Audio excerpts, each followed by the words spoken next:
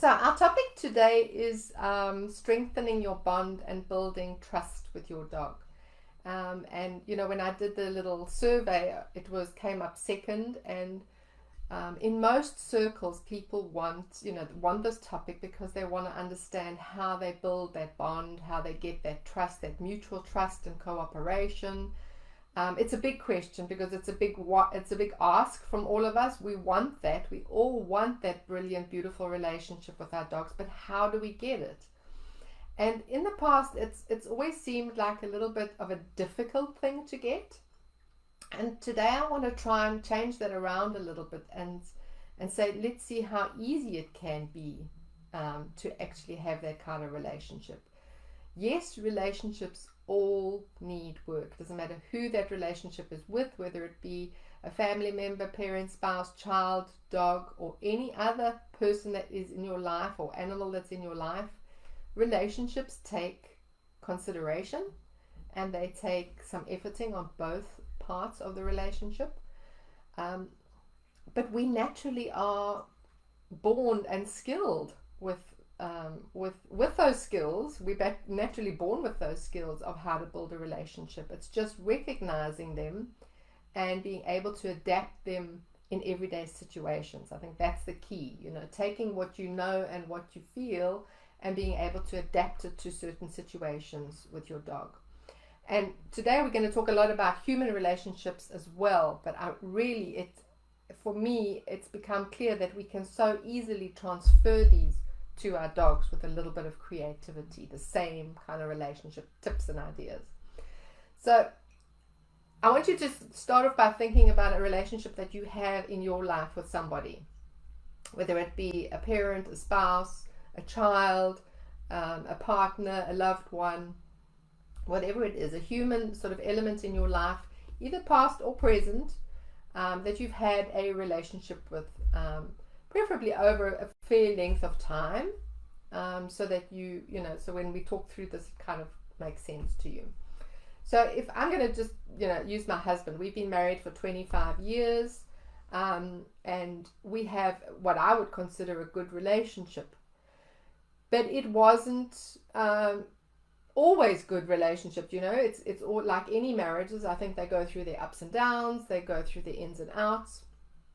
And it's how we respond to those challenges in the moment and how we work through them together and how we find each other basically on the other side and grow that relationship again.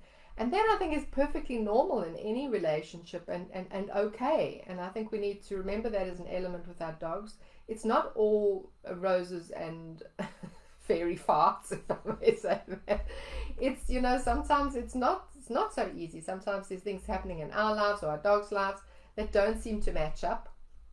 And it's how we, part of the relationship is how we deal with our challenges as well. So I think we need to remember that. So going back to, with a relationship with a loved one or a partner, I want to ask you, how long did it take you to get to that part in your relationship where you really felt comfortable, where you really knew that person inside out, where you really felt that you could trust that person 100%, where you really felt supported, loved unconditionally, accepted for who you are, you really felt heard, you really felt understood? How long did it take you to get to that place in your relationship, and what did you have to go through to get there? So that's often, sometimes we don't think about that in relation to our dogs, but relationships are ongoing, they're two-sided, and there's a lot that goes into them that makes that trust and builds that trust and strengthens that bond and builds that cooperation between the two of you, because you have a history of an experience of being together and going through experiences together. So one of the things I often hear as well is like, I can't trust my teenage dog because if I let him off the lead, he goes running off, he doesn't listen to me. Or I can't trust my dog in certain situations because I don't know how they're going to react to that. Then I want to say, let's take it a step back and say, what about if those of you who've had children? How long does it take before your children are trustworthy to go out on their own and live on their own and and be successful, responsible human beings out in the world. Some of them never, some of us never reach that point, but most of us, at least till the years of sort of 18, 19, 20s, even then, these days, I could probably say 30s maybe, they're probably ready to be responsible human beings in society.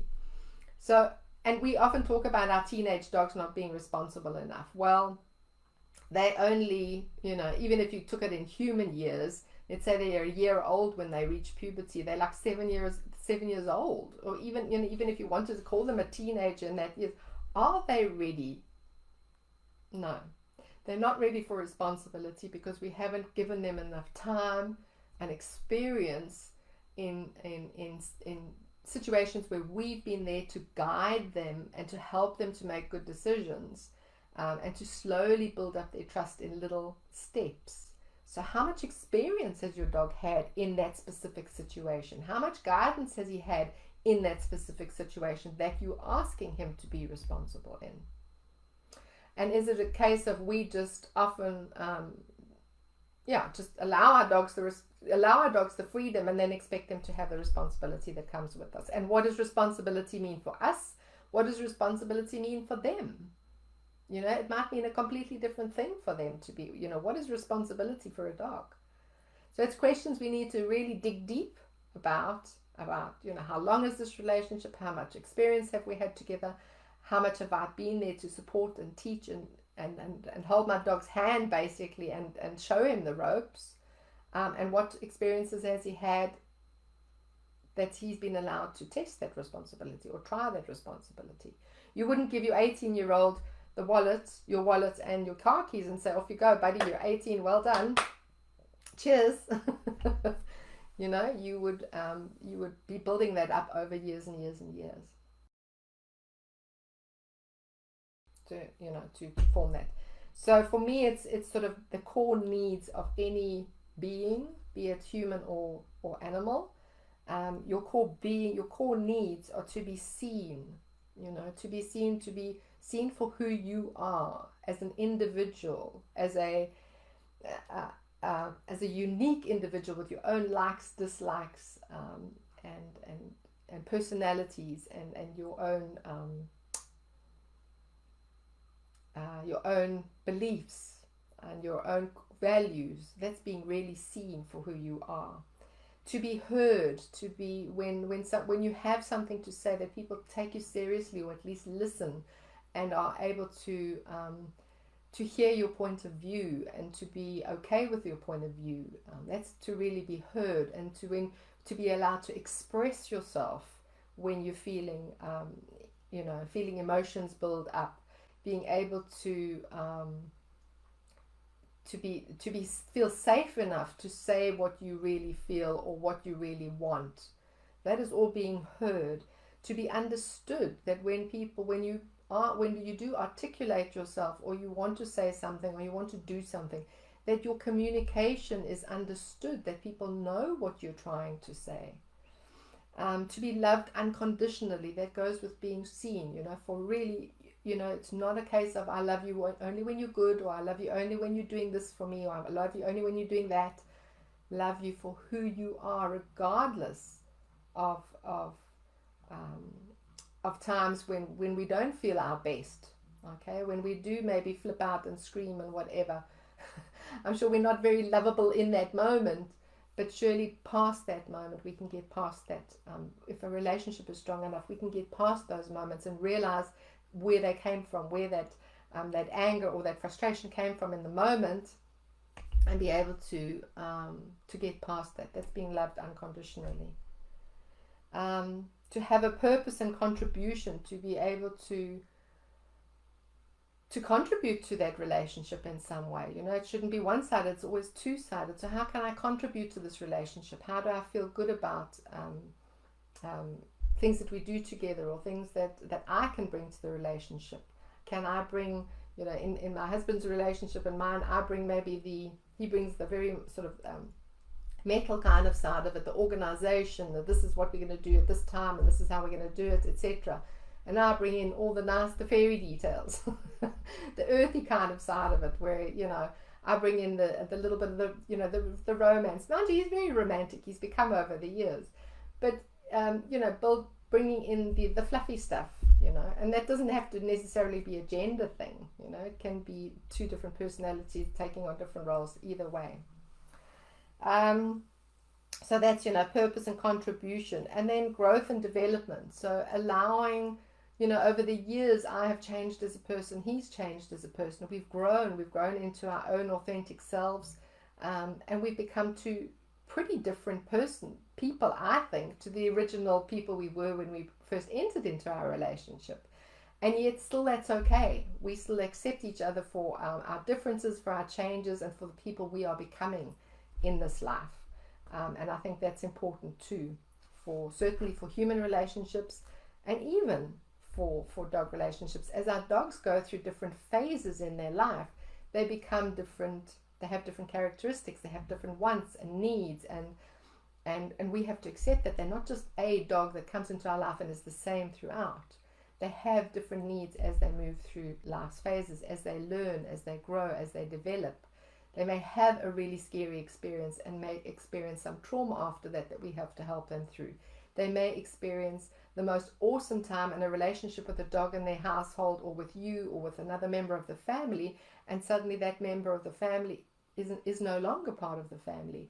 They may have, how do we get them through that? So there's all sorts of things that can happen during our lives and in a relationship that these are what build that trust and that confidence, and that strengthening of this bond and this relationship is being in life together. So it's just being in life together, being there for each other, being able to pick up the pieces when we need to, be able to really enjoy and find those moments where we can find the joy to be together.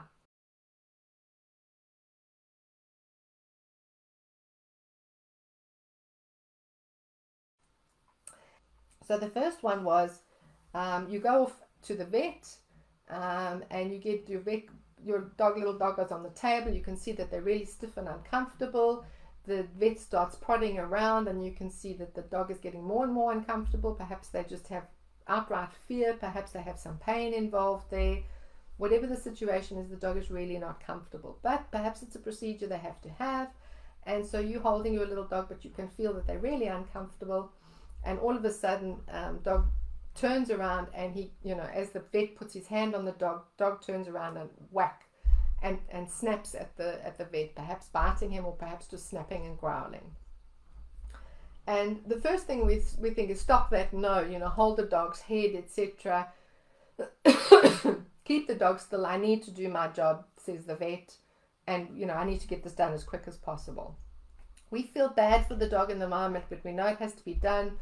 And afterwards, the vet says, listen, this is not acceptable. I can't work like this. You're going to have to put a muzzle on your dog next time he comes to the vet, because it's dangerous for me. It's part of my job. I need to get stuff done. Fair enough. He has a point. However, what has the dog told us? The dog has told us, I'm really, really uncomfortable in this situation. I don't feel comfortable at all. This is the only reaction I know, because I've asked you to stop and you're not stopping. So I'm going to turn around and bite you. But next time I come to the vet, I still have that fear. I have a bit of trauma from the last time. And this time I have a muzzle on me.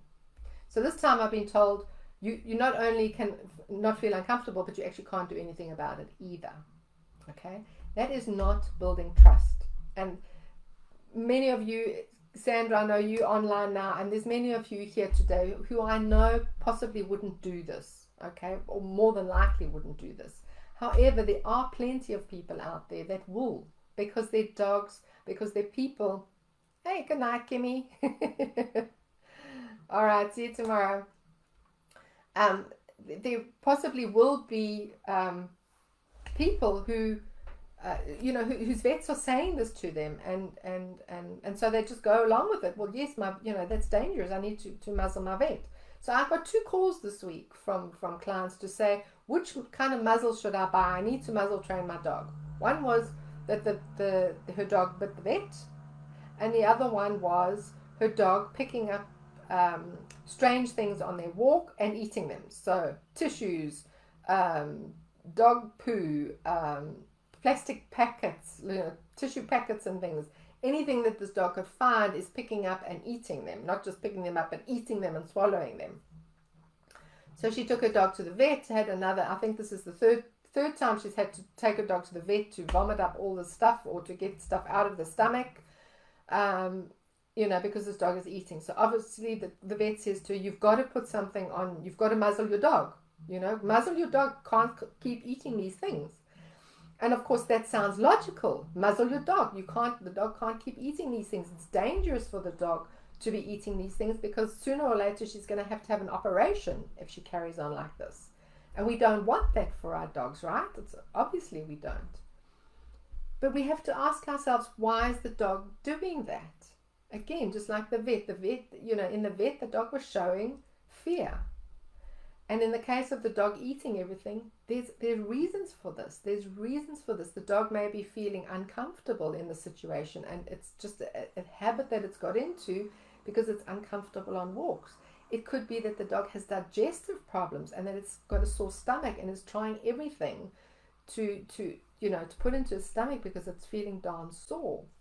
It could be a case of bad gut bacteria, that the dog is trying to find things that have got bacteria on dogs have this innate ability to try and restore balance, to restore homeostasis in their bodies.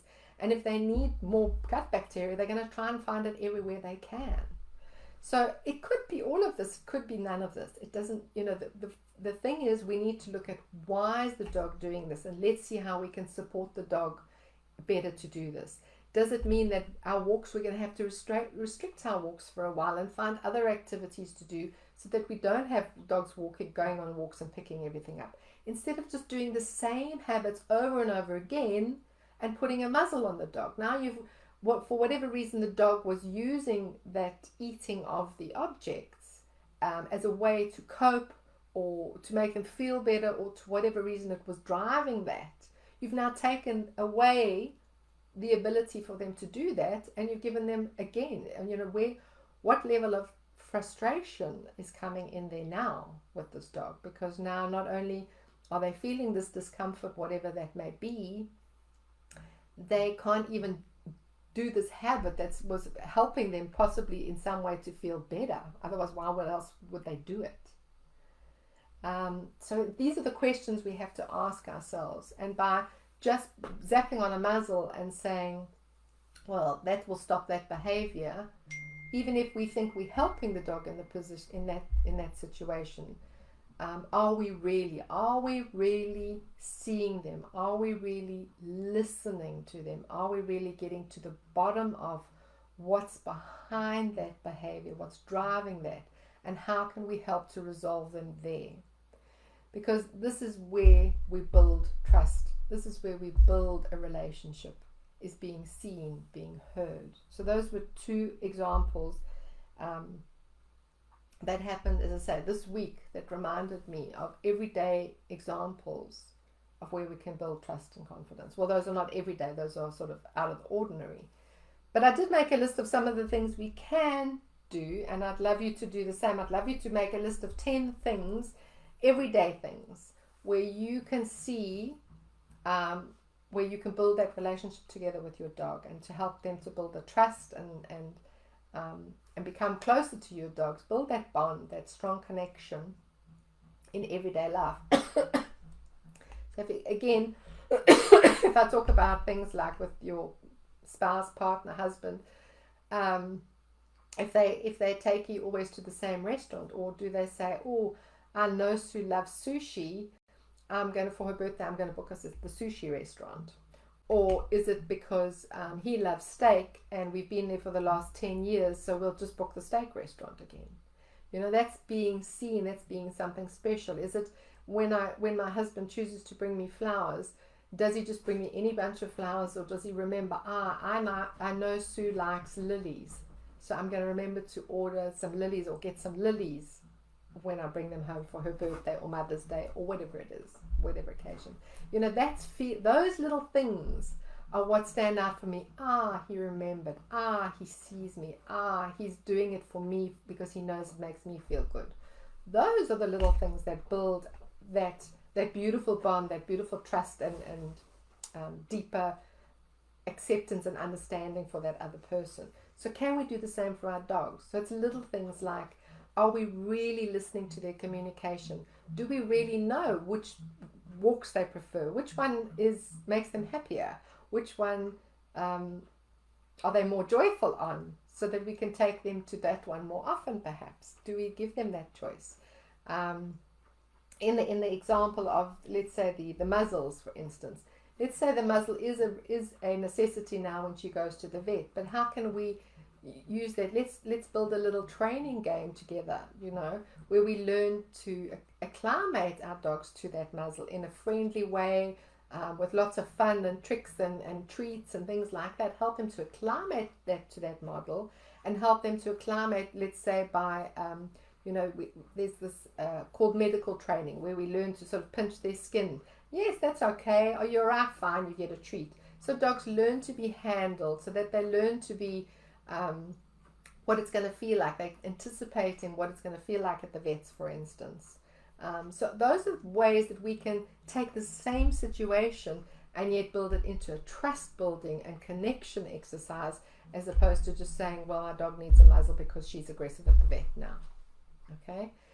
See her, hear her, understand her, and find a way of working together through that challenge as partners. That's what builds the trust in the relationship.